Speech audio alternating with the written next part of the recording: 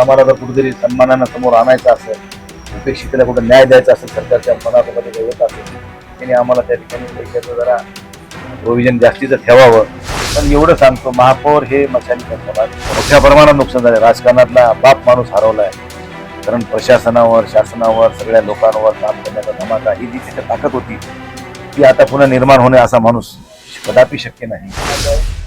आणि कशी झाली बैठक? जिल्हा नियोजन समितीची बैठक ही अशी होती की आता ही राज्य सरकारकडे, अर्थमंत्र्याकडे आता ही नियोजन समितीची बैठक होत असते. त्याच्यामध्ये प्रोव्हिजन करायचं असते नव्या 26-27 त्यासाठीची ही बैठक होती. आणि त्यासाठी आता बैठक झालेली आहे.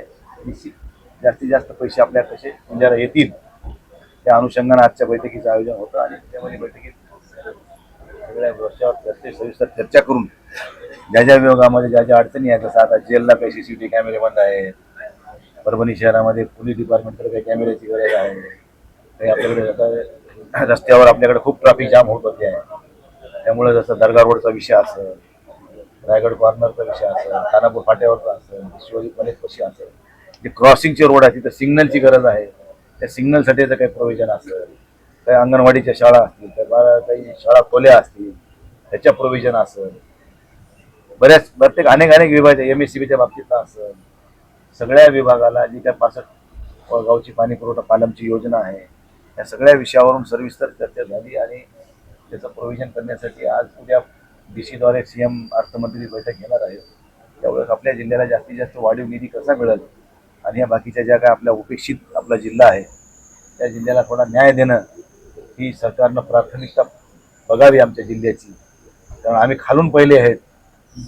आम्हाला जर कुठेतरी सन्मानानं समोर आणायचं असेल, उपेक्षितेला कुठं न्याय द्यायचा असेल, सरकारच्या मनामध्ये काही येत असेल, त्याने आम्हाला त्या ठिकाणी पैशाचं जरा प्रोव्हिजन जास्तीचं ठेवावं आणि उपेक्षित जिल्ह्याला जरा सन्मानानं वागणूक द्यावी अशी विनंती मी CM अर्थमंत्री नात्यानं त्यांनाही करतो. आणि पालकमंत्र्यांनी त्या ठिकाणी पुढाकार घेऊन जास्तीत जास्त पैसे आणावे. आम्ही त्यांचं स्वागत करतो. उद्या महापौर पदाची निवड आहे. समाधानी आहात का तुम्ही आजच्या बैठकीत? आजच्या बैठकीवर समाधानी असायचं कारण काय, बैठकीत असं काही देणं घेणं काही नव्हतं. फक्त आज प्रोव्हिजन करायचं होतं. तुझा हसाले स्तंभवाला देणं घेणं काय नव्हतं रे बाबा. फक्त आज प्रोव्हिजन करायचं होतं आणि राज्य सरकारकडून जास्तीचे पैसे कसे मिळवता येतील आपल्याला त्यासाठी त्याची बैठक होती. त्यामुळे असा काही विषय वेगळे नव्हते. उद्या महापौर पदाची निवड आहे तर काय परिस्थिती राहील? काँग्रेस शिवसेनेसोबत राहील का आणखीन काही नवीन समीकरण होईल? चंद्रपूर काय परिणाम होणार का? बाबा, चंद्रपूर हा विषय इथं शिवसेना, उद्धव बाळासाहेब ठाकरे पक्ष आणि काँग्रेस वेगळे लढले होते. आणि त्यांच्यामधला समन्वय कशामुळे तुटला, काय तुटला, तो त्यांचा इंटरनल विषय आहे. त्यांच्या जिल्ह्यापुरता, त्यांच्या चंद्रपूर शहरापुरता विषय आहे. आमच्या जिल्ह्यामध्ये, आमच्या परभणी शहरामध्ये आम्ही काँग्रेस आणि आम्ही दोघांनी जॉईंटमध्ये इलेक्शन लढलं होतं. आमची निवडणुकी पूर्वचे गठबंधन होतं. त्यामुळं तिथं कुठं अडचण येईल असं माझ्या मनामध्ये किंतु परंतु नाही आहे. आम्ही काँग्रेसच्या नेत्यांशी संपर्कात आहोत, ते आमच्या संपर्कात आहेत. आणि दोघांचं आमचं ट्युनिंग चांगलं आहे, संबंध चांगले आहेत. त्यामुळे कुठलीही कटुता येणार नाही. पण एवढं सांगतो, महापौर हे मशालीतच होणार. राष्ट्र अजित पवारांसोबत चर्चा झाली होती असं तुम्ही म्हणालात. नेमकं काय चर्चा झाली होती, काय त्याचा सकारात्मक परिणाम आहे का? 25 तारखेला माझं आणि अजितदादांचं फोनवरून बोलणं झालं होतं. मी जेव्हा गंगाखेड तालुक्यात होतो आणि दादांचं म्हणणं होतं की महापालिकेचं काय करतोय आपण बसू का? मी म्हणलं बाबा, मी निवडणुकीपूर्व काँग्रेसची युती केली असल्यामुळं मी त्यांना सोबत घेऊनच आपल्याशी चर्चा करू शकतो. त्यांना सोडून करता येणार नाही. आपल्यासोबत बसायला काही हरकत नाही. फक्त त्यांना बाजूला ठेवून बसता येणार नाही. कारण ते माझ्याकडं निवडणुकीपूर्वीपासून माझ्यासोबत असल्यामुळं त्यांना सोबत घेऊनच पुढची व्यूहरचना करावी लागेल. आणि त्या विषयावर आपण नंतर बोलू. तर ते म्हणजे ठीक आहे. नंतर ते 28ला दुर्गदेवी घटना घडली आणि त्यांचं त्यामध्ये दुःखद निधन झालं. याच्यामध्ये आमच्या राज्याचं मोठ्या प्रमाणात नुकसान झालं. राजकारणातला बाप माणूस हरवलाय.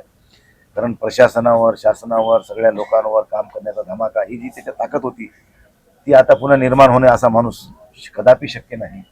कारण आमच्या राज्याला ग्रहण लागलं की काय असं कधी कधी वाटतंय.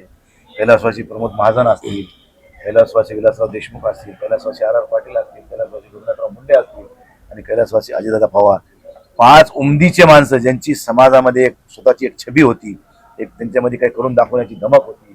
हे 5 माणसं आमच्या राज्यातून आपत्कालीन निघून गेलेत. म्हणजे अनावधानानं, म्हणजे यांच्याकडून आणखी खूप काही वर्ष सेवा करून घ्यायची संधी होती. परंतु नियतेला मान्य नसावं, निसर्गाच्या देवाच्या मनात काय आलं तर काय माहित.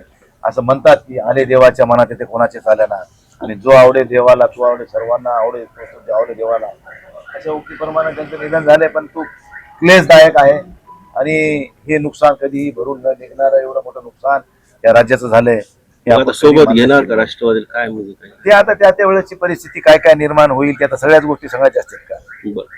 आम्ही जिल्हा परिषद जागा घेणार आहेत, तुम्ही नुसतं महापालिकेच म्हणाला. जिल्हा परिषद काय- अनपेक्षित निकाल होता का? कारण प्रचंड मेहनत घेतली होती तुम्ही. आता बघा, शेवटी आमच्या लढाया ह्या सर्वसामान्य परिवारातल्या कार्यकर्त्यासाठी होत्या आणि ह्या सत्ताधारी पक्षाच्या लोकांच्या लढाया ह्या घरातल्याच परिवारातल्या लोकांसाठी होत्या. आता आमच्या जो काय देणं न घेणं, वाजवा रे वाजवा, आम्ही बकळ वाजविली. आता जेवढी वाजाय तेवढी वाजली, काय काय आलं हाताला यश. तुम्ही आवाहन केलं होतं घराणेशाही टाळा आणि त्या घरातल्या लोकांना पाडा, तसा निकाल देखील कौल दिलेला आहे. काय काही वाटतं? ठिकाणी कौल आलाय, काही ठिकाणी नाही आला, काही ठिकाणी लक्ष्मी दर्शन जरा भागात पडलं, भारी पडलं, लोकांनी थोडं त्याला प्राधान्य दिलं, काही गणगोताला दिलं. त्यामुळे नात्या गोत्याचं राजकारण आपल्या जिल्ह्यामध्ये जरा जास्त चालतंय. परंतु पुढाऱ्यांनी जरा नात्या गोत्याचं राजकारण बाजूला ठेवून सर्वसामान्य कुटुंबातल्या एखाद्या व्यक्तीला निवडून आणून त्या पदारावर बसून त्याचं पुण्य वाटून घेण्याचं काम सुद्धा पुढाऱ्यांनी करावं असं मला वाटतं.